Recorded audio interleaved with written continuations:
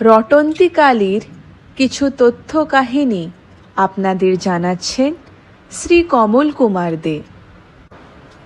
রটন্তী কালীর অর্থ হল কৃষ্ণকালীর সম্মিলিত রূপ। প্রকৃতপক্ষে শ্যামসুন্দরী কালীর রূপ ধারণ করে বোঝাতে চেয়েছেন যে কালী সেই কৃষ্ণ। শক্তি একটাই, কৃষ্ণ এবং কালী পৃথক নয়। যে যেই রূপে তাকে চাইবেন সে সেই রূপেই তাকে ধরা দেবেন। কৃষ্ণ কেন কালী রূপ ধারণ করেছিলেন? এই কারণেই, কেননা কৃষ্ণ কালী হলেন সম্মিলিত রূপ।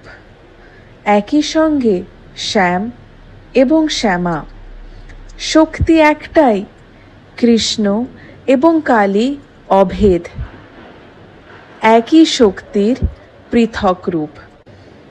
কৃষ্ণকালীর বাৎসরিক পূজা অনুষ্ঠিত হয় মাঘ মাসের কৃষ্ণ চতুর্দশী বা রটন্তী চতুর্দশী তিথিতে। কৃষ্ণকালীর আরেক নাম রটন্তী কালী। এখানে আপনাদের জানাতে চাই, রাধারানীকে রটনা অর্থাৎ কলঙ্ক বা অপরাধের হাত থেকে বাঁচাবার জন্য শ্রীকৃষ্ণ কালীর রূপ ধারণ করেছিলেন, তাই একে রটন্তী কালী বলা হয়। রটন্তী কালী চতুর্ভুজা, তার এক হাতে বরাভয়, অন্য হাতে খড়গ এবং দুই হাতে বাঁশি, গলায় বনমালা।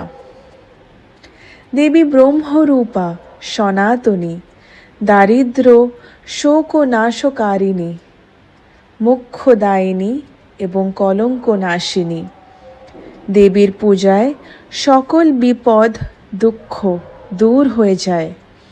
কৃষ্ণকালী মন্ত্র হল মুণ্ডাসনে ত্রিপুরারি, পদ্মাসনে দিগম্বরী, অর্ধ অঙ্গে শ্রী শ্রী হরি, অর্ধ অঙ্গে মহেশ্বরী, নমস্তে কৃষ্ণকালী বংশীধারী।